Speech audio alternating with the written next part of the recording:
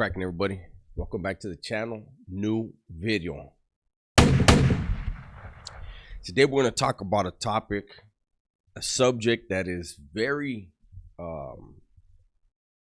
it's a long has a long history, but it seems like there's a lot of people who claim to be involved in that lifestyle, that have no idea the history of that which they're trying to represent or claim to be a part of, right? And I'm gonna be completely honest. This is a topic where I have to be, for my peace of mind, I have to be very clear and very careful when I speak. There's people that say, "Oh, you're already on YouTube. Why don't you say the names? That's coward shit." Make your own channel, tough guy. Make your own channel. Stop hiding behind fake profiles, fake pictures. Get your face on here and name those organizations yourself. Good luck. So, I want to talk about the origin of hate. And, I may bounce around a little bit because, like I said, I have to be comfortable with what I'm talking about on this video, right? While also trying to get you guys to understand. Now,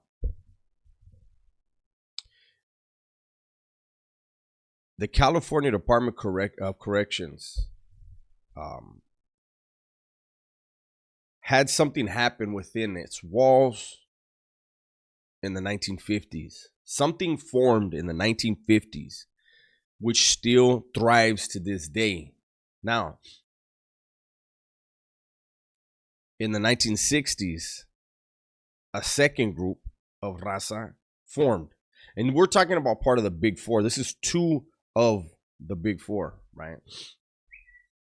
So in the 1960s, a second organization formed, right? And I want to talk about a conversation. So I've had conversations with many people, and people right away, "Oh, he's talking about Gunner." No, actually not.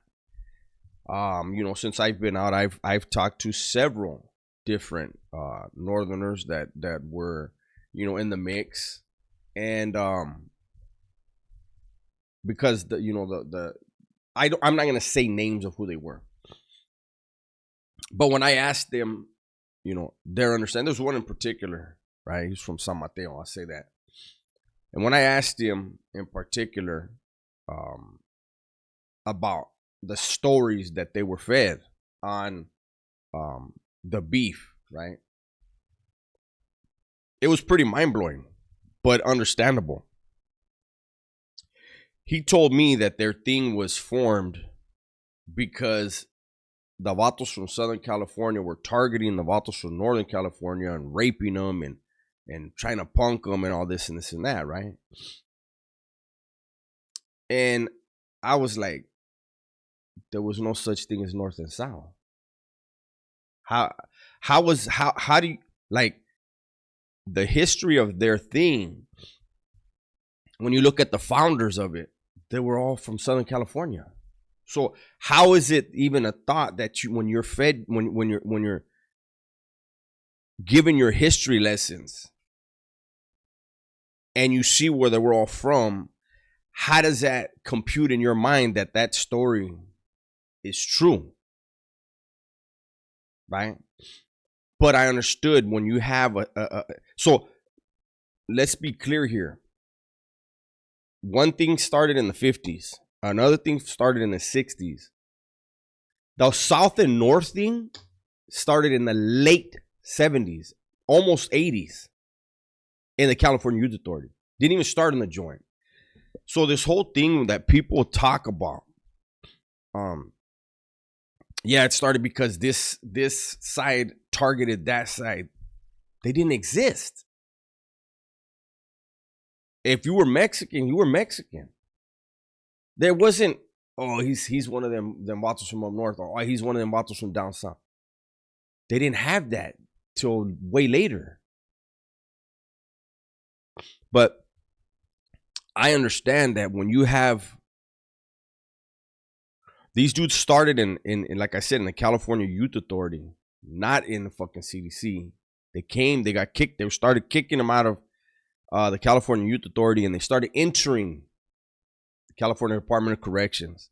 And when they started entering the California Department of Corrections, those two factions wanted to know, who the fuck are these vatos and what are they about? And then people started getting tested, and then things happened along the line. But I understand when you talking about, you have a group, as far as like in Northern California, they were a smaller group. And it's just because Southern California is more densely populated. The cities were bigger, right? Northern California now, you got San Jose, San Francisco are very populated, right?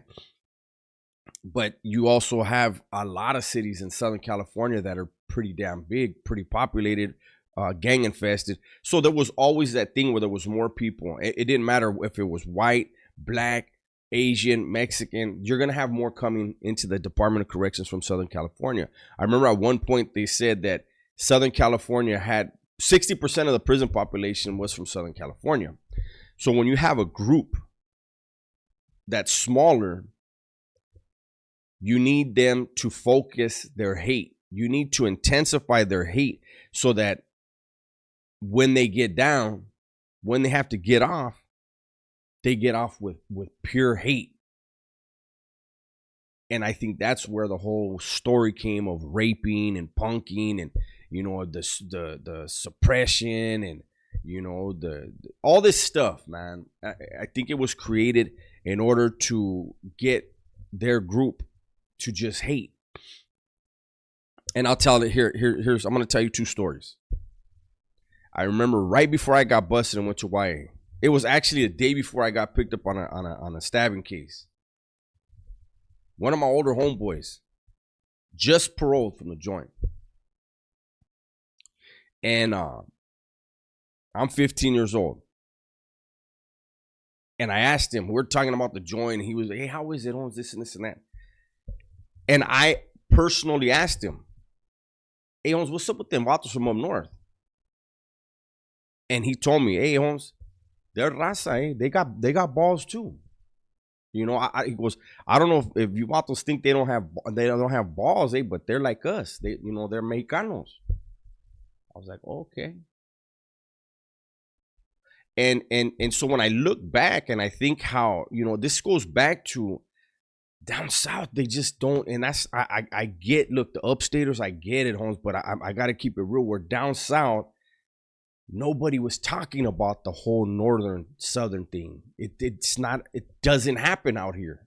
You know, I get that up there it's gangbanging, you know, but down here you're gangbanging with somebody. South don't even come into play down here. North, those things don't. It's your water. You're banging your neighborhood. That's why you have a lot of vatos that will wear red down here. That's their neighborhood color.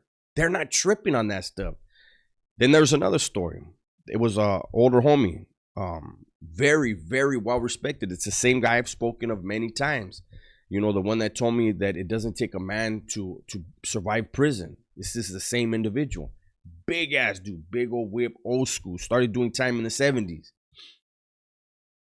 I had an older homeboy there on the yard with us. My homeboy, he grew up with my dad, right? And he told me, he goes, hey, ask him about when that vato from up north almost killed him. And I was like, what?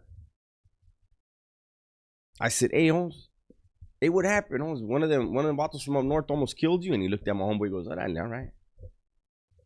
And this was an older homie that didn't like to talk. He was grouchy, grumpy, but I used to always make him, I used to fuck with that dude to make him laugh, right? He'd be like, get the fuck away from me. But I asked him, I said, what happened, Holmes? They caught you slipping? What? And he goes, hey, look here, let me tell you something. It happened in San Quentin in the 70s, right? And he tells me, he goes, yeah.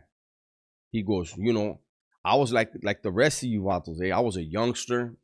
He said, I'm, you know, nobody can tell me nothing, right? And this was like, I think it was like in the it had to be in the late 70s because it was already when they were, you know, tripping on that. And he says that there was a vato from up north at a table, right? And this homie, like I say, he's a big ass dude. He walks up to him and he goes, "What the fuck you doing on this table?" Just disrespected him like that. "What the fuck you doing on this table?" And he goes, "The thing was, Holmes, is I had that thing in my head where these vatos ain't shit, Holmes. We run everything. Fuck these vatos, hey, they're cowards, this and this and that." He goes, and I walked up to him and I was like, "What the fuck you doing at this table, Holmes?" And the vato was like, "What?" And he goes, "Hey, Holmes, this is our table, hey. The fuck, get off this table, Holmes." And the northerner goes, "Oh, I didn't know it was your table, eh?" Walked off. And he's like, "Man," I was like, "Yeah, I did that." He said the only problem with it was I thought he was a punk and his people weren't shit. He goes, but he didn't think that, eh? He said that vato came back and he hit me with this fucking piece that was so big, Holmes. He said I knew I was dead, eh? He goes, I made it back to my cell. He goes, I wrapped myself up in sheet, patched myself up, but I knew I was, the way I was leaking, he said, I knew I was gonna die. He said, I laid on my bunk to die, Holmes.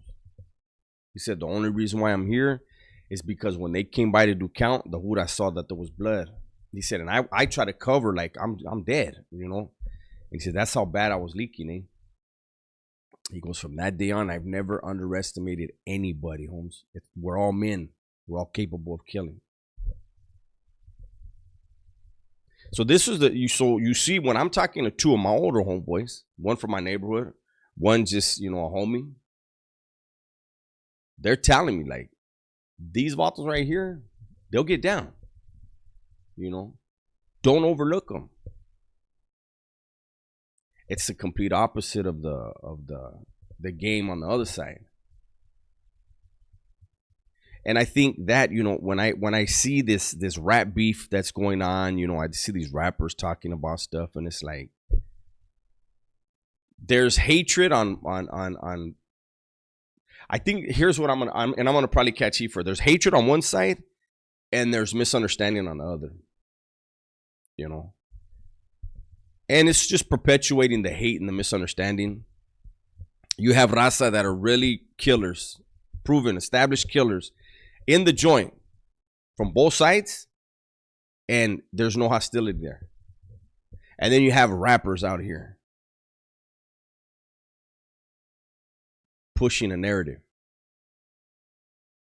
And I'm going to be honest, maybe it's just because I'm a dinosaur. I look at the clothing these vatos are wearing, the haircuts, the tattoos, and I'm like, these people, none of them even look like they're really like from the street. They just don't even look like they're from California.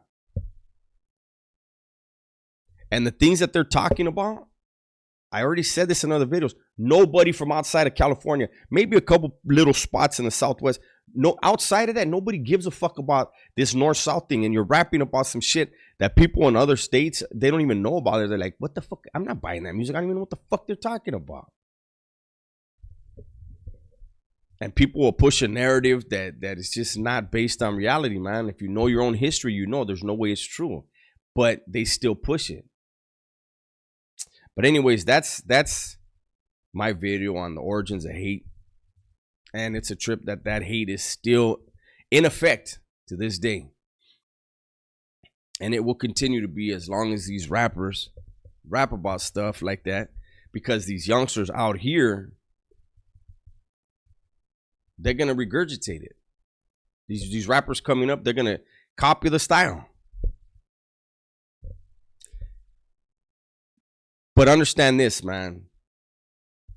I don't care what side you're from. If you're making rap music and you're dissing the other side, and this is my opinion, if you get busted and you hit a level 4 yard, in order to keep things smooth, one group might need to talk to another group like, hey, you know, in order to avoid any bullshit, man, it's easier to get rid of one than all of us go at it. I don't know if you vatos are thinking that through. I could be wrong. I just don't see somebody dissing the other side, then get busted, and that side accepts it. Like, orale, that's feed, man. That's Sabato that was calling us this. That's Sabato that was saying that we're this and that. And that's going for both sides. Oh, that's feed, man. Let's get his autograph. Ain't nobody want an autograph in prison. Nobody wants an autograph. They want blood. It's miserable in there.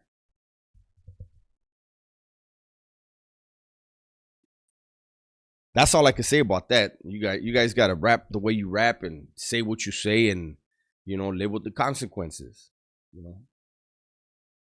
That's my video for today. Hopefully you guys enjoyed it.